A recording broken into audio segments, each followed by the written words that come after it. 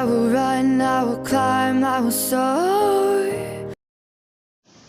Good morning! In today's video, I will share my experience in technological new era.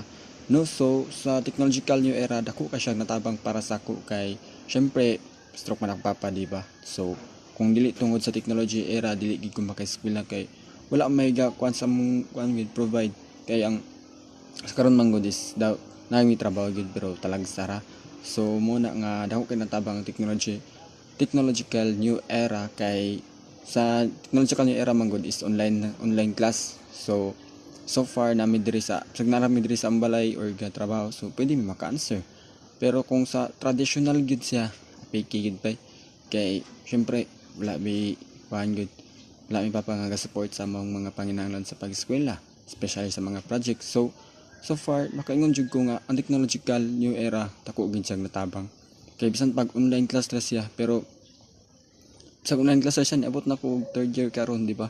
So makaingig ko nga dako gid kay yung natabang ang technological era compare sa traditional face to face. Kay ang face to face man gud kada adlaw ka dito sa eskwelahan, so face to face kay apiki kayo, especially kung waking kay ga support.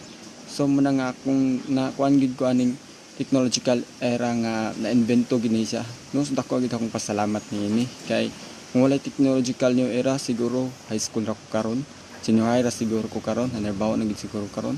Pero karon sa nay trabaho karon eskwela pa man kay tungod kay naay technological new era. So siya ang gatag sa kong motivate nga bisag online na ni makahuman na lagi ko, makahuman na lagi ko kay padayon pa man gyapon ng hybrid class, no. So dako kay akong pasalamat kung aning technological new era sa internet kay pwede man mag-istorya na sa cellphone nga magkita inyong mga naong, diba? So dali ra kayo.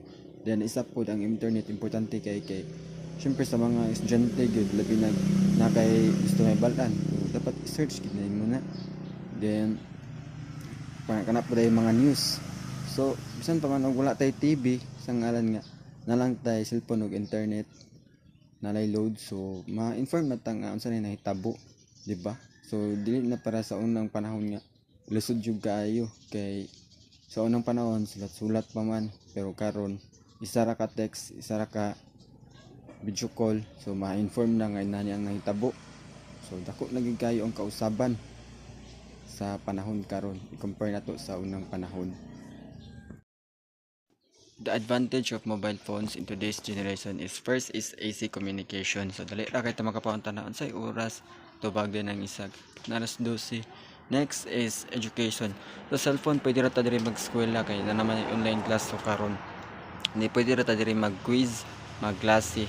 Dayon next is social media. So dili na ta boring kay na naman tay Facebook, na Twitter. So nara diri sa cellphone pwede ra ta diri magtupluka.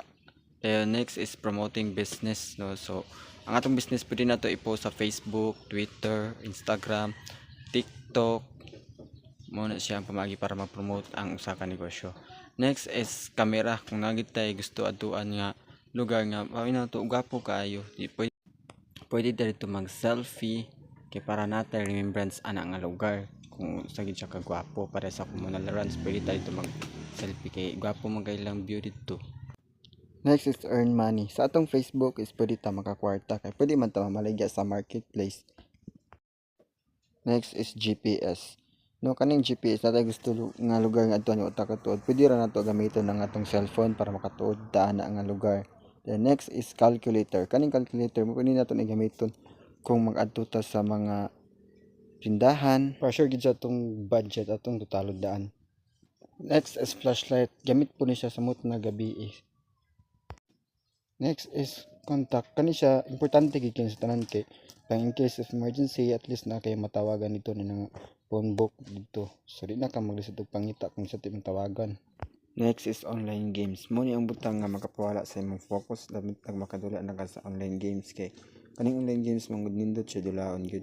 Makadisactive gyud siya sa imong buluhaton kay pag once makadula na ka sumot na kung makadaog ka gana nakagdula nakaganagpot sa imong mga buluhaton kay nindot man ni siya nga dula, maka-addict gid siya ang online games ay. Next disadvantage is kaning messenger pod.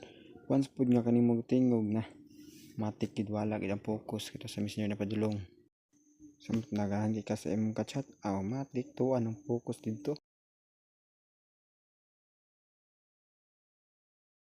Ang natiki at etika sa computer ay mahalaga para sa pagpapaunlad ng isang magalang at secure at protektibong online na kapaligiran. Ang pagsunod sa wastong online na kagandahang asal ay nagsisiguro ng magalang na komunikasyon, pinipigilan ang cyberbullying at pinaprotektahan ang privacy at seguridad ng mga user. Itinataguyod nito ang responsableng pag-uugali, tumutulong na maiwasan ang mga legal na isyu at lumika ng isang positibong reputasyon online sa pamagitan ng pagsunod sa mga alituntunin.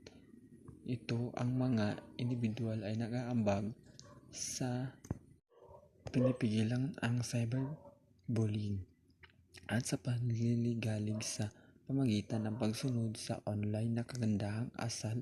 Maiiwasan ang mga individual ang mga gawi sa humantong sa cyberbullying o panliligalig. Ang paggalang sa mga opinyon at privacy, personal na espasyo ng iba ay mahalaga sa paglikha ng positibong online na kapaligiran.